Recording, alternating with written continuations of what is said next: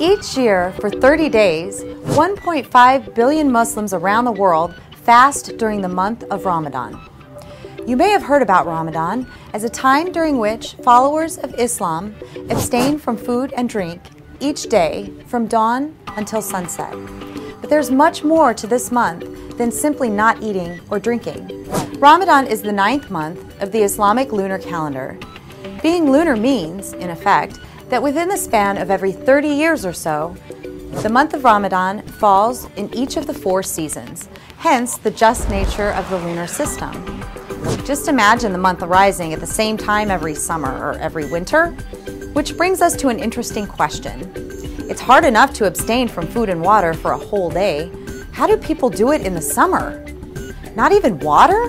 Actions that Muslims are commanded to avoid during fasting hours include eating, drinking, smoking, having sex, and the list continues. Then they are free vis-a-vis these actions until daybreak of the following day.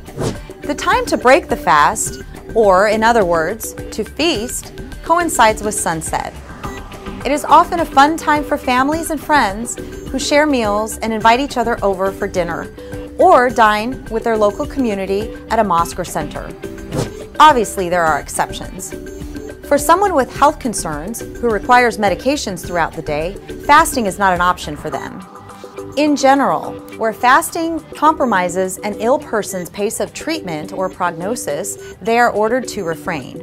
Other exceptions include pregnant women, nursing mothers, postpartum women, children, travelers, and seniors who either cannot tolerate fasting or upon whom fasting is harmful. Almost everyone else, fasting is fair game. The month of Ramadan is a time of reflection and self-improvement in terms of oneself, one's behavior with other people, and one's relationship with the divine. Fasting has much inner and outer wisdom underlying it.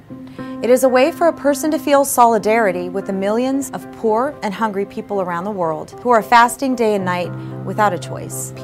People usually take food and water for granted and rarely ever feel real hunger, and so don't think about those who are suffering. Fasting is a means for one to share a little bit in the pain that millions of others go through every day, and to feel more motivated to give to charity to help those who are in need and society's more susceptible ones. Fasting means abandoning, and this abandoning entails physical actions such as eating, drinking, and abstract actions such as abandoning one's ego and becoming totally selfless and annihilated in the divine. With all actions, there is an inner and an outer meaning.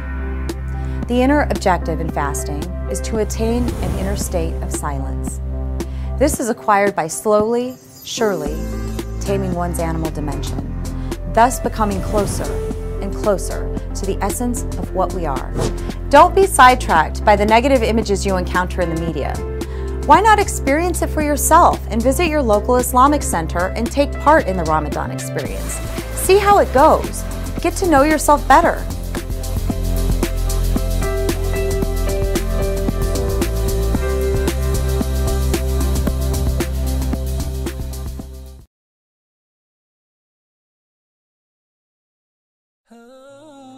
Assalamu alaikum wa rahmatullahi wa barakatuh. When Ramadan comes along, some people act as if a food festival has come to town. We have this type of food and that type and this appetizer and that.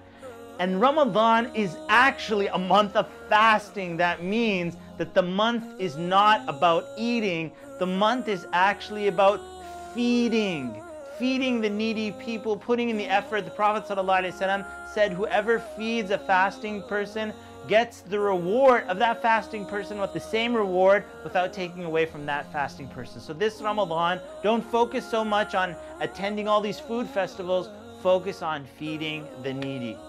What is the definition of fasting? If you ask children, they will tell you fasting is when you don't eat and you don't drink from sunup until sundown. And sometimes a lot of adults use the same definition. That's it. That's all fasting is. Okay, that's it? Just fasting? Sunup, sundown, don't drink, don't eat? What happens then if I'm fasting and then I forget that I'm fasting and I eat? This is actually a true story. One imam, he was invited to a buffet and he ate and drank and he had like cake and drinks and buffet, you know the rule when you go to a buffet. You either break even or you profit. So this guy profited, alhamdulillah. He ate a whole lot. He said, then when I was totally done, then I remembered that I'm fasting. So does his fast count or not? Of course the answer is yes, it counts because he completely forgot. So that means it's got to be more than eating and drinking.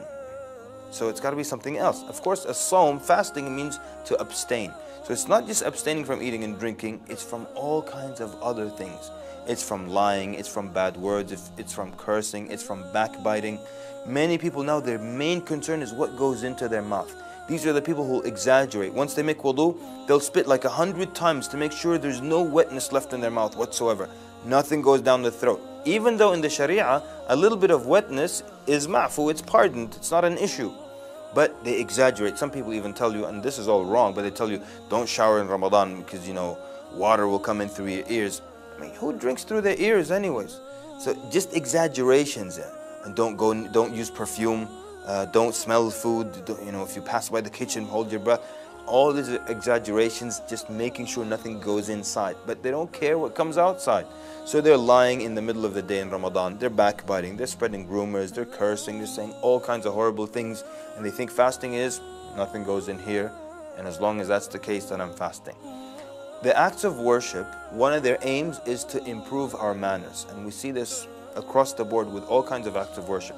With fasting, it's very clear and very pronounced because the Prophet ﷺ taught us that if you're fasting and someone is fighting with you or cursing you or anything like that, you say out loud, Inni sa'imun, inni sa'imun. I am fasting, I am fasting.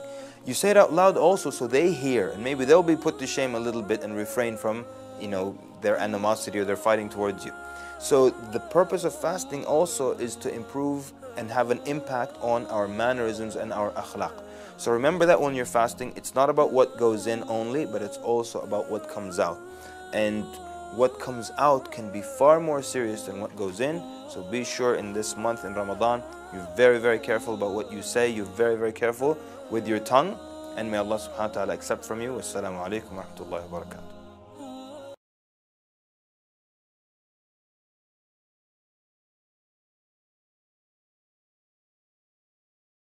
يا أيها الذين آمنوا كتب عليكم الصيام كما كتب على الذين من قبلكم لعلكم تتقون أياما معدودات فمن كان منكم مريضا أو على سفر فعدة من أيام أخر وعلى الذين يطيقونه فدية طعام مسكين فمن تطوع خيرا فهو خير له وأن تصوموا خير لكم إن كنتم تعلمون شهر رمضان الذي أنزل فيه القرآن هدى للناس وبينات من الهدى والفرقان فمن شهد منكم الشهر فليصمه ومن